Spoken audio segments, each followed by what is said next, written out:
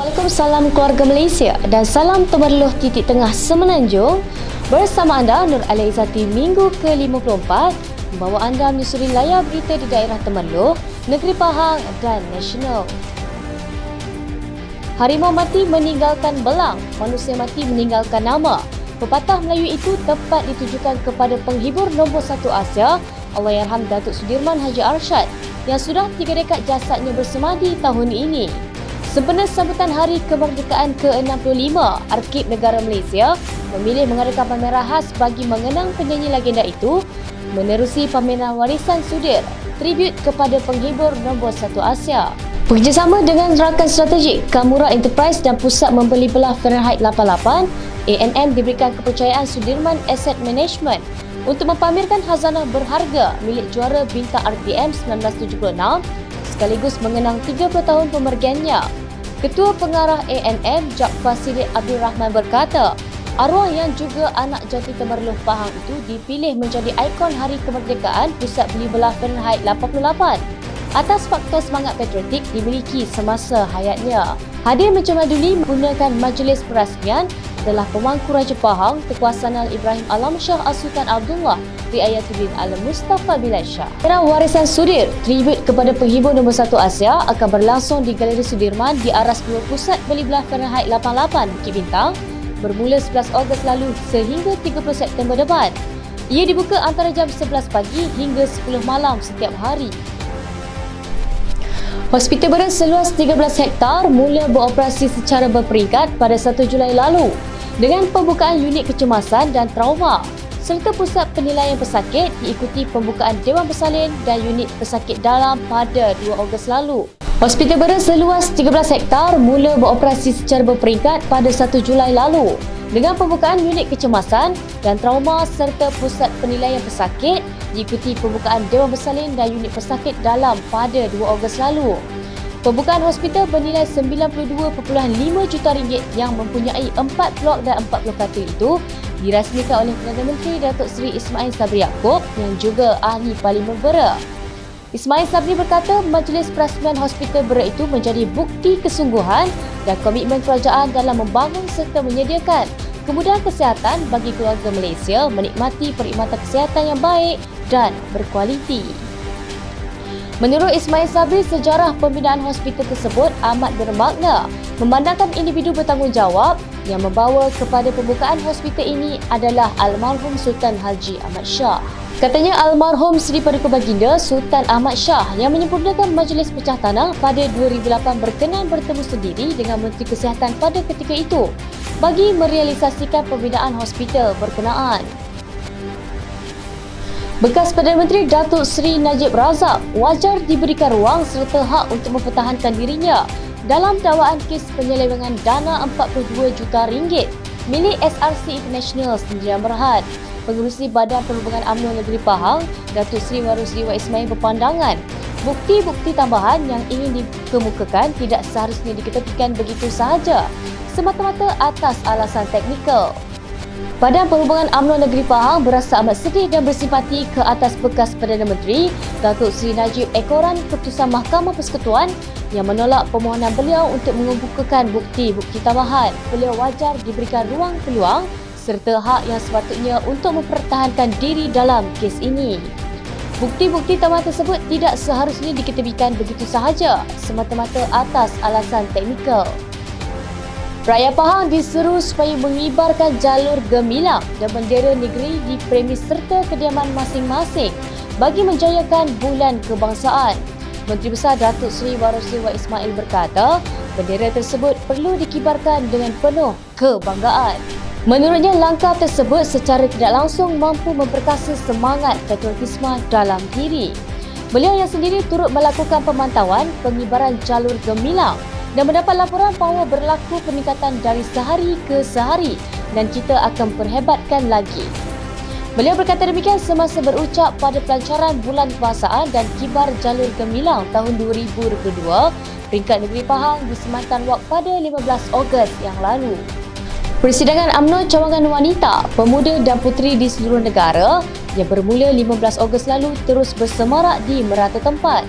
Sabtu lalu, UMNO bahagian Temerloh turut mengadakan perasmian berkelompok yang disempurnakan oleh Ketua UMNO bahagian Temerloh, Datuk Seri Muhammad Syakar Samsudin, dan telah memberikan sedikit amanat serta ucapan disampaikan kepada semua bagi menjalankan amanah serta tanggungjawab untuk bersidang seperti tahun-tahun sebelumnya. Kata beliau, mesyuarat cawangan serta persidangan yang berlangsung kini adalah platform terbaik untuk akar umbi berkongsi pandangan masing-masing. Dan inilah uniknya UMNO. Suara akar umbi adalah amat penting kerana kuatnya parti adalah kerana akar umbi. Sesungguhnya parti amat menghargai segala jasa dan sumbangan masing-masing.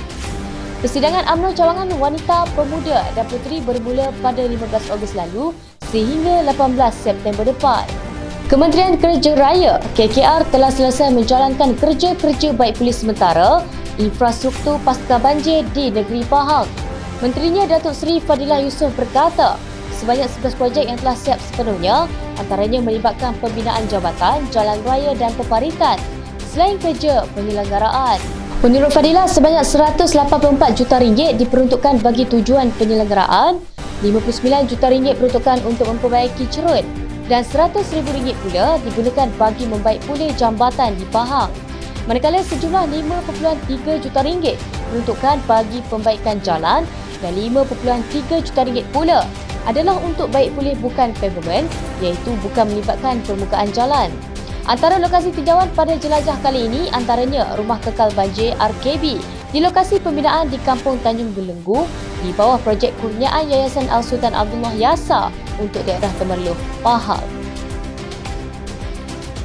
Program Cakna Asnaf Mukim Mentakap 1 Temerloh Siri 6 Anjuran Majlis Ugama Islam dan Adat Rasa Melayu Pahang cawangan daerah Temerloh ini turut disertai Jabatan Kebajikan Masyarakat Temerloh JKM, berkesor dan mendapat kerjasama oleh penghulu dan wakil daripada Rumah Pangsa Jalan Karak dan Rumah Flat Taman Damai Taha.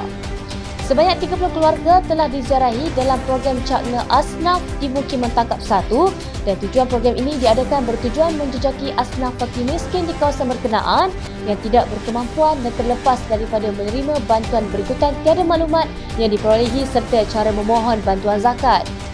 Dalam program ini juga, asnaf yang diziarahi turut menerima sumbangan wang tunai dan hamper barangan asasi bagi membantu meringankan beban sara hidup mereka. Tahukah anda kumpulan Teras adalah sebuah kumpulan penyanyi rock heavy metal di Malaysia yang berasal dari Temerloh, Pahang? Kumpulan Teras sering bersaing dengan Metafora dan beberapa bekas anggota Teras, kemudian bergabung dengan Bermaks dan Naja untuk membentuk kumpulan Jasad Liar. Memainkan genre lagu power metal, kumpulan ini terdiri daripada 5 orang dan antaranya adalah vokalis Muhammad Nasir atau lebih dikenali dengan nama Aceh, 2 pemain gitar Aim dan Ayus, pemain drum Man dan bass Zul. Anggota kumpulan Teras telah pun membawa haluan masing-masing dan antara bekas ahlinya adalah seperti Ayus atau nama sebenarnya Muhammad Fairuz, kini berada di Mentakap Pahang dan telah pun berkahwin dan bekerja sendiri. Namun beliau masih aktif di dalam persada muzik dengan menjadi sifu kepada generasi baru tentang irama rock dan metal. Beliau sendiri masih bermain gitar dan telah improvise kepada sentuhan irama jazz dan etnik. Kumpulan yang terhasil dari tunjuk ajar beliau ialah The Low Profile. Muhammad Nasir atau Aceh sekarang tidak lagi menjadi vokalis tetapi mengubah posisi kepada pemain drum dan menjadi sessionis dan juga sifu kepada beberapa pemuzik di daerah Temerloh. Antara lagu-lagu yang popular adalah Kembali, Cebisan Kenangan, Roda-Roda Liar, Pilu serta beberapa lagi yang pasti menggamit kenangan. Semakin terharu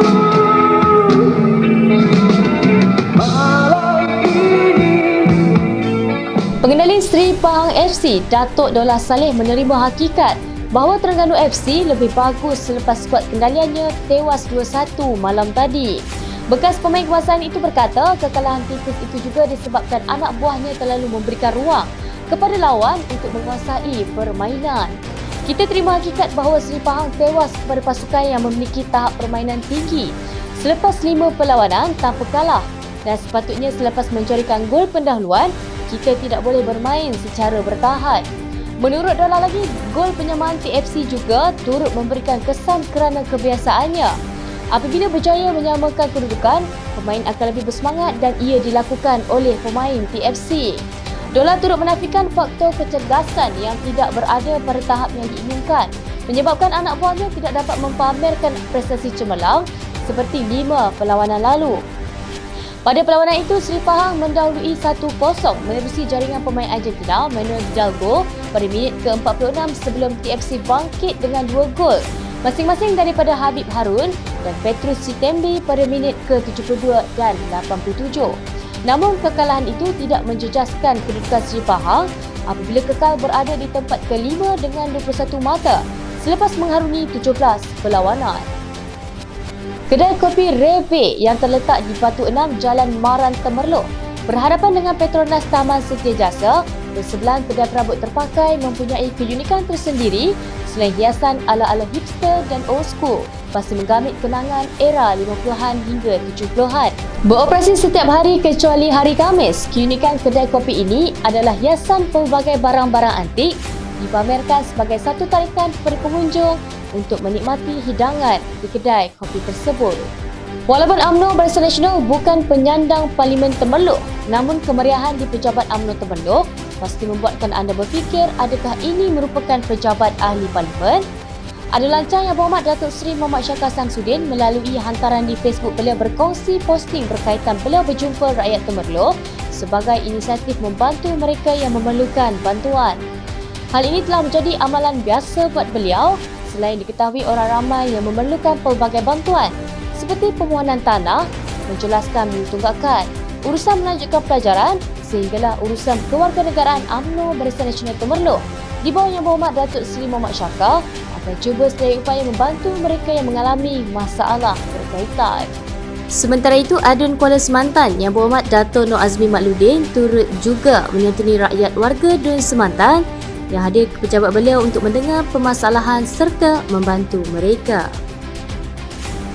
Jangan lupa untuk saksikan Mingguan Temerloh pada setiap hari Isnin jam 9.30 malam di Facebook Temerloh TV. Informasi untuk komuniti anda dan siaran 3 Tengah Semenanjung.